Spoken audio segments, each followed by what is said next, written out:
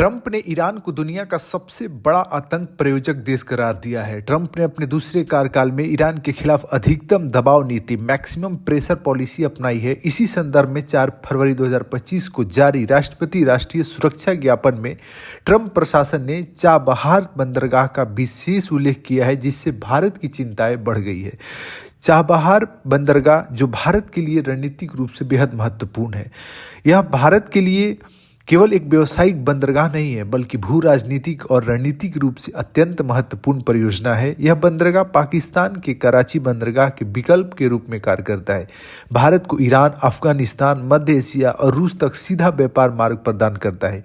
चीन पाकिस्तान आर्थिक गलियारे और ग्वादर बंदरगाह का प्रभाव कम करने में मदद करता है। अंतर्राष्ट्रीय उत्तर दक्षिण परिवहन गलियारे से जुड़ने की भारत की योजना को बल देता है। चाबहार पर अमेरिकी प्रतिबंधों का क्या प्रभाव पड़ रहा है?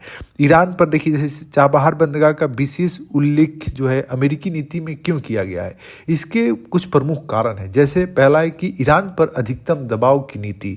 ट्रंप प्रशासन ईरान पर किसी भी प्रकार की जो आर्थिक राहत को रोकना चाहता है, जिससे उसका व्यापार प्रभावित हो जाए। अमेरिका का मानना है कि ईरान चाबहार का उपयोग आर्थिक संसाधन जुटाने और अपनी सैन्य गतिविधियों को बढ़ाने के लिए कर सकता है। दूसरा है चीन और भारत की बढ़ती भूमिका। चीन बेल्ट एंड रोड इनिशिएटिव के तहत पहले ही पाकिस्तान के ग्वादर बंदरगाह में निवेश कर चुका है। चीन ने 2021 में ईरान के साथ 25 वर्षीय सहयोग समझौते पर हस्ताक्षर किए, जिसमें $300 बिलियन तक के संभावित निवेश की संभावना है।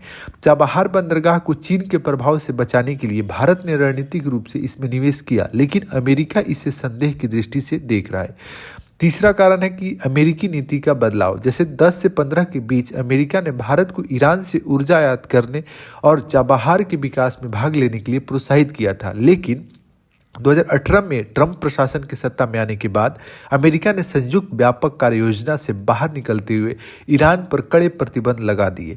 भारत को ईरानी तेल का आयात रोकना पड़ा, लेकिन चाबहार परियोजना को छूट मिली ताकि इसे अफगानिस्तान पुनर्निर्माण परियोजना से जोड़ा जा सके। भारत की रणनीति और आगे की क्या क्या चुनौतियां हैं, जैसे देखिए, भारत ईरान चाबहार समझौता 2024, जिसमें मई 2024 में भारत के जहाज रानी मंत्री सर्बानंद सोनोवाल ने तेहरान में 10 वर्षीय समझौते पर हस्ताक्षर किए।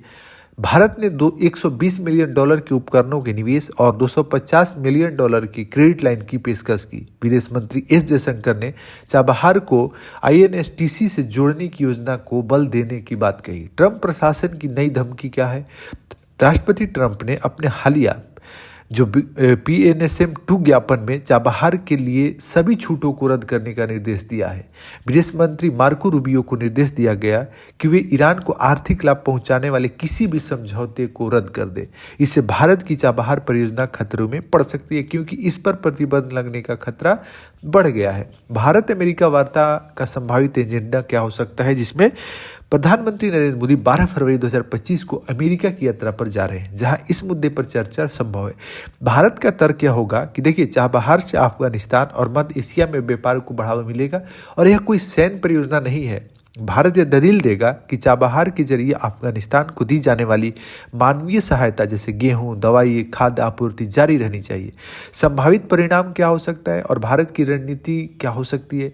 संभावित छूट मिल सकता है। जैसे भारत पहले भी ट्रंप प्रशासन 18 और बाइडेन प्रशासन 21 से 24 से चाबहार पर विशेष छूट मिला है। जैसे भारत इस बार भी अमेरिका से विशेष छूट की मांग करेगा, दलील देगा कि चाबहार सैन्य बंदरगाह नहीं है, बल्कि अफगानिस्तान और मध्य एशिया के लिए व्यापारिक मार्ग। ईरान रूस के साथ वैकल्पिक सहयोग पर जोर होगा। यदि अमेरिका छूट देने से इनकार करता है तो क्या होगा? भारत को ईरान और रूस के साथ अधिक सहयोग करने की रणनीति बनानी पड़ सकती है। रूस पहले से ही INSTC में भारत का भागीदार है, जिससे भारत ईरान के साथ व्यापार जारी रख सकता है। डॉलर आधारित व्यापार से बचने के विकल्प, जैसे भारत रुपया रियाल व्यापार तंत्र को मजबूत कर सकता है, जिससे चाबहार के लिए अधिक अमेरिकी डॉलर पर निर्भरता घटे। रूस और ईरान पहले से ही स्थानीय मुद्रा में व्यापार करने की संभावनाएं तलाश रहे हैं। कंक्लूजन में देखिए, हम कह सकते हैं कि चाबहार बंदरगाह भारत की एक्ट ईस्ट और कनेक्ट वेस्ट नीति का एक महत्वपूर्ण हिस्सा है। अमेरिकी प्रतिबंधों के खतरे के बावजूद भारत को रणनीतिक और कूटनीतिक प्रयासों से चाबहार को बचाने की जरूरत है। PM मोदी की अमेरिका यात्रा इस संदर्भ में महत्वपूर्ण होगी, जहां भारत अमेरिकी प्रशासन को इस परियोजना के लाभ समझाने का प्रयास करेगा। यदि अमेरिका छूट नहीं देता तो भारत को ईरान रूस के साथ वैकल्पिक व्यापारिक रणनीति अपनानी होगी। अब तो क्या सवाल भी उठता है कि क्या चाबहार परियोजना अमेरिकी प्रतिबंधों से बच पाएगी? आपको क्या लगता है? हालांकि इस सवाल का जवाब तो आने वाले कुछ हफ्तों में स्पष्ट हो जाएगा।